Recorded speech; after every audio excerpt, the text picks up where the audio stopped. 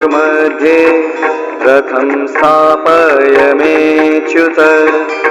હે રાજા, ત્યાર પછી કપિધ્વજ અર્જુને મોરચો જમાવીને ગોઠવાયેલા કૌરવોને જોઈને ઋષિકેશ શ્રી કૃષ્ણને આ પ્રમાણે કહ્યું, હે અચ્યુત, મારા રથને આપ બંને સેનાઓની વચમાં ઊભો રાખો. यावदेतान् निरीक्षेऽहं योद्धुकामानवस्थितान् कैर्मया सह योद्धव्यम् अस्मिन् रणसमुद्यमे।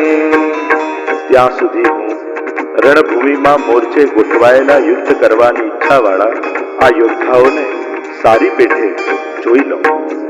આ યુદ્ધરૂપી પ્રવૃત્તિમાં મારે કોની સાથે યુદ્ધ કરવું યોગ્ય છે? युत्स्यमानान् वेक्षेऽहं यहेतेऽत्र समागतान् धार्तराष्ट्रस्य दुर्बुद्धे युद्धे प्रियचिकीर्षव। દુર્બુદ્ધિવાળા દુર્યોધનનું યુદ્ધમાં હિત ચાહનારા જે રાજાઓ આ સેનામાં આવ્યા છે તે યુદ્ધ કરનારાઓને હું છું. संजय उवाच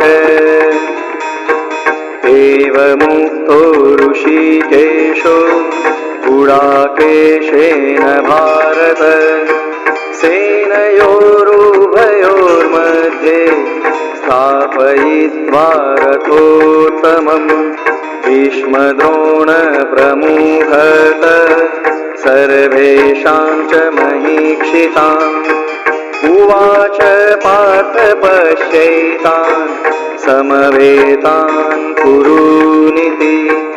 હે ધૃતરાષ્ટ્ર, અર્જુન દ્વારા આ પ્રમાણે કહેવાતા શ્રી કૃષ્ણે બંને સેનાઓની વચમાં ઉત્તમ રથને ઊભો કરેલો.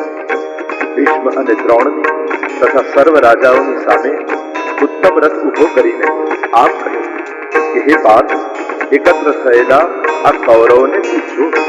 तत्रापश्यत्पितान् पार्थ पितॄनथ पितामहान् आचार्यान् मातुलान् भ्रातॄन् पुत्रान् पौत्रान् सखींस्तथा श्वशूरान् सुहृदश्चैव सेनयोरुभयोरपि।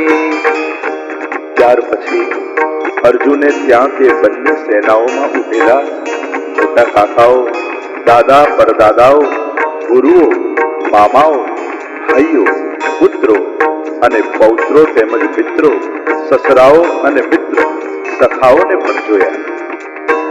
तान् समीक्ष्य स कौन्तेय सर्वान् बन्धूनवस्थितान् कृपया परयाविष्टो विषीदन्निदमब्रवीत्। તે હાજર રહેલા તમામ બાંધવોને જોઈને તે કુંતાનો પુત્ર અર્જુન ખૂબ જ કરુણાયુક્ત થઈને શોક કરતો આ વચન બોલ્યો. अर्जुन उवाच दृष्ट्वेमं स्वजनं कृष्ण युयुत्सुं समुपस्थितं सीदन्ति मम गात्राणि मुखं च परिशुष्यति वेपतुश्च शरीरे मे रोमहर्षश्च जायते। હે કૃષ્ણ, એકત્ર થયેલા યુદ્ધ કરવાની ઈચ્છાવાળા આ સ્વજનોના સમૂહને જોઈને મારા શરીરના ગાત્રો શિથિલ થઈ રહ્યા છે અને મોંમાં શોષ પડે છે અને મારું શરીર કાંપવા માંડ્યું છે તથા રોમાંચ થઈ રહ્યું. गाण्डीवं स्त्रंसते हस्तात् त्वचैव परिदयते न च शक्नोम्यवस्थातुं भ्रमतीव च मे मनः। તેમજ હાથમાંથી ગાંઠિયું સરી રહ્યું છે અને ચામડી ખૂબ બળી રહી છે અને મારું મન ભૂલવા માંડ્યું છે. મારામાં ઊભા રહેવાની શક્તિ પણ નથી રહી. निमित्तानि च पश्यामि विपरीतानि केशव न च श्रेयोनुपश्यामि हत्वा स्वजनमाहवे। હે કૃષ્ણ, ભવિષ્ય સૂચક લક્ષણો પણ ઉલટા જોઈ રહ્યો છું.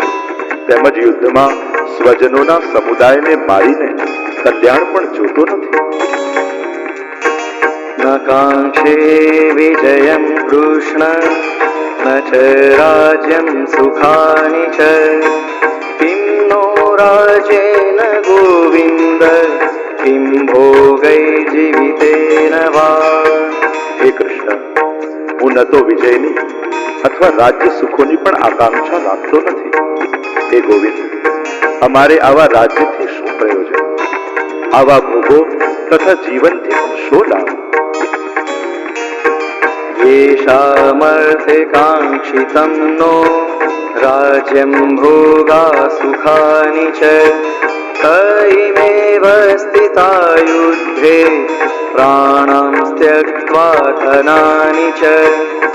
અમે જેમને માટે રાજ્ય, ભોગ અને સુખોની આકાંક્ષા રાખીએ છીએ તેઓ તો આ સર્વ ધન તથા જીવવાની આશા ત્યજીને યુદ્ધ ભૂમિમાં આવીને ઊભા છે. आचार्या पितर पुत्रा तथैव च पितामहा मातुला श्वशूरा पौत्रा श्याला संबंधिनस्तथा.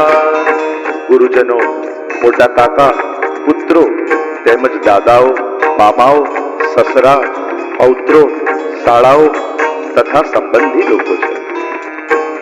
एतान् हन्तुमिच्छामि न तोऽपि मधुसूदन अपि त्रैलोक्यराज्यस्य हेतो किं नु मही कृते. હે મધુસૂદન, મને મારવાની ઈચ્છા રાખવા છતાં પણ ત્રણેય લોકના રાજ્ય માટે પણ આ સૌને મારવાની ઈચ્છા હું રાખતો નથી. તો પછી પૃથ્વીના રાજ્ય માટે તો ખરેખર કહેવાનું શું રહે? નિહત્ય ધાતરાષ્ટ્રાન્ન કા પ્રીતિ સ્યાत् જનાર્દન પાપમેવાશ્રયેદસ્માન હત્વૈતાનાથતાયિન. હે જનાર્દન, ધૃતરાષ્ટ્રના પુત્રોને મારીને અમને શી પ્રસન્નતા થશે? આ ભયંકર પાપીઓને મારીને પણ આપણને તો પાપ જ લાગશે. તસ્માન્નાર્હા વયં હન્તુ ધાર્તરાષ્ટ્રાन् સ્વબાધમાન સ્વજનં હિ કથં હત્વા સુખી ન શ્યામ માધવ. હે માધવ, અમારા જ બાંધવો ધૃતરાષ્ટ્રના પુત્રોને મારવા યોગ્ય નથી, કેમ કે અમારા જ સ્વજનોને મારીને અમે કેવી રીતે સુખી થઈશું? યદ્યપેતે ન પશ્યન્તિ લોભોપહત ચેતસ કુલક્ષય કૃતં દોષમ મિત્રદ્રોહે ચ પાતકમ કથં ન જ્ઞેયમસ્માભિः પાપાદસ્માन् નિવર્તુતમ કુલક્ષય કૃતં દોષમ પ્રપશ્યદ્ભિર્જનાર્દન. જો કે લોભથી ભ્રષ્ટ થયેલા ચિત્તવાળા આ લોકો કુલના નાશથી ઉત્પન્ન થતા દોષોને તેમજ મિત્રોનો વિશ્વાસઘાત કરવામાં થતા પાપને જોતા નથી. તો પણ હે કૃષ્ણ, કુલના નાશથી ઉત્પન્ન થતા દોષોને જાણનારા અમારે આ પાપમાંથી પાછા હટવા શા માટે વિચાર ન કરવો જોઈએ? કુલક્ષયે પ્રણશ્યન્તિ કુલધર્મા સનાતના ધર્મે નષ્ટે કુલં કૃત્સ્નં અધર્મોભિભવત્યુત.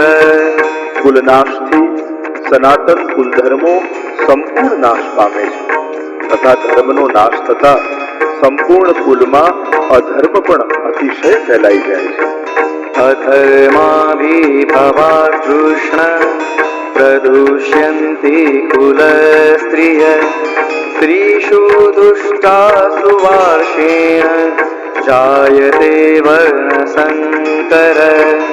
હે કૃષ્ણ, અધિક પ્રમાણમાં પાપ વધવાથી કુલની સ્ત્રીઓ અત્યંત દોષવાળી થઈ જાય છે. હે વૃષ્ણિ કુલના વંશજ, સ્ત્રીઓ દુષ્ટ થતા વર્ણસંકર પ્રજા ઉત્પન્ન થાય છે. शङ्करो नरकायैव कुलज्ञानां कुलस्य च पतन्ति पितरो येषां લુપ્તપિંડોદકક્રિયા. વર્ણશંકર કુલનો નાશ કરનારાઓને તથા કુલને નરકમાં લઈ જવા માટે જ હોય છે. શ્રાદ્ધ અને તર્પણ નહીં પામેલા એમના પિતૃઓ પણ અધોગતિને પામે છે. દોષૈરેતૈ કુલજ્ઞાના વર્ણસંકરકારકૈ ઉત્સાજન્તે જાતિધર્મા કુલધર્માશ્ચ શાશ્વતા.